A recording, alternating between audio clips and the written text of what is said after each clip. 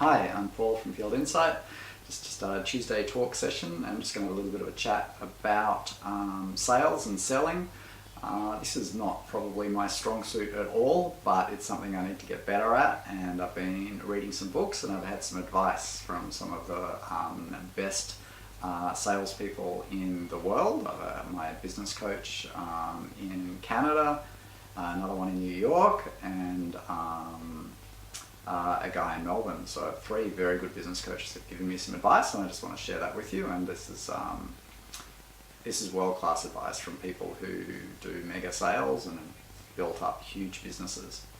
So there's a process they've talked about, which is it's sort of like the sales process distilled down to its essence. There's a way to get over, maybe you don't like selling. If you're a business person, that's your responsibility to sell and close deals. So maybe you're natural, maybe you're not, but if you're in business and you want your business to succeed, the primary failure for business is an inability to sell the product, not an inability to deliver the product. If the demand's there and there's people there and you can close the sale, you can normally deal with the supply and the delivery of the service. I mean, HVAC, mechanical services and field service businesses have the ebb and flow of seasons, so that's also not that simple. But anyway, back on to the sales message. So first thing, just quickly, selling can be uncomfortable and dealing with rejection is not easy. And if you're introverted like I am, it can be a very difficult process. So one of my business coaches is a performance coach for Olympic athletes. And he describes this process. I should tell you who he is, Todd Herman. Yeah, so he's a performance coach for Olympic athletes, and he talks about just getting outside of your own head and creating an alter ego, so you can switch into that alter ego when you're doing sales. It seems too simple and it seems a bit gimmicky, like when you just think about it, like that couldn't work. But if you think about the top 14 elite athletes in the world, 12 of them use this process to help them do things they would struggle with otherwise. So you create an alter ego, somebody who you admire and you think has the characteristics you think are important and represent the very best of you, being that outgoing, confident salesperson. So create that alter ego in your mind. Give that alter ego a name, or think about someone you admire, a business person, a sports person, a warrior. They don't have to be alive, someone you can be when you're doing that sales process. There's a lot more to it. Todd's writing a book on it, so there's a lot in it. But it's a good way just to snap into a different mindset when you've got to do those sales calls. And we all have to we have to close quotes, we have to close big deals, we have to build partnerships. We're all selling. There's you sort of don't realize it, but you're always trying to convince someone in your family, whether it's your son to do his homework or some other part of your relationship. You're always selling. So we're going to talk a little bit about a process for selling, which my other business coach gave me advice on, which I think is sound as a book to read, and I read the book and it was brilliant. So one is the motivation and emotional, and how do you just do that? And then the other one is a process for selling. So my coach recommended a book for me called Sell or Be Sold by Grant, his name starts with C, can't remember. Sell or Be Sold, it's on YouTube, definitely worth a read. An hour and a half audio book, really, really easy to read. And it breaks down the process into 5 steps. Grant has sold, $80 million deals. He knows his stuff, and he was recommended by, the most amazing business coach I've got, Dan Mattel, who focuses on business coaching SaaS software companies.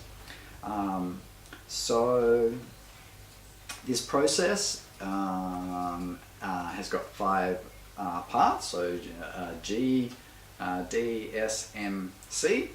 So the first one is greet the customer, be honest, have integrity, and that's my son in the background. Apologies for that. Calling my dog. It's alright, keep going, don't worry about it. So greet the customer, be warm, be genuine. No one is going to connect with someone who they don't trust. So we're all small business, the people we work with have integrity. So, that greet should just be genuine. When you're talking to the customer, understand their needs and wants, find out what they are. And so that's the determine their needs, that's the D, determine their needs. So this is a 5-step process. And then, wrong finger there. So S is select from your catalogue of services and products what meets their wants and needs and deliver to those, and don't go beyond those demonstrating or talking about stuff which don't meet their needs and wants. That's an off trigger for them. So then it's sort of simple, and it's sort of, I don't naturally do this. Then make the proposition to them, put forward an offer, put them a price, an offer, a time frame. And I think the last step, the 5th step, is close, and that's the hardest. So that, what you would call extreme follow-up, so not harassing at all, like timely follow-up, not bombarding, genuine follow-up, like you're doing this to help them, get an outcome, deliver a solution, install a HVAC solution, monitoring, water detection, whatever the overall solution is. You're trying to do temperature control, duct installation, whatever the solution is. You need to follow up. You want the best for that customer, right? You need to follow up, and it's your obligation to follow up. So in Field Insight, we have this beautiful live report called the follow-up report, and following a process of extreme follow-up, that report changes color as things get older. So you want to be timely in your follow-up, and you want to follow up until the customer says, no, thank you, we're not going to go ahead. So if you just let that lie and you don't follow up and you lose that sale, you don't know where that would have gone. So you need to be present, you need to come back, you need to be genuine with the customer, you need to be adding value, continuing to add value to that customer in each one of those interactions, and don't drop the ball. Just keep on there. Keep asking for the sale. Like it's a step like a lot of people miss is the ask. So close the deal.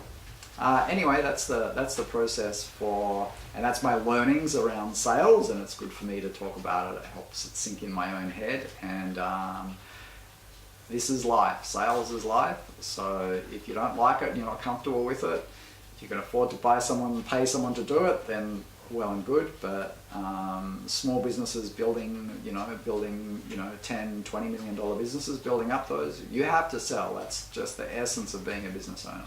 So good luck, have a great week, and any questions, please pop me a reply or give me a call, and yeah, talk to you later.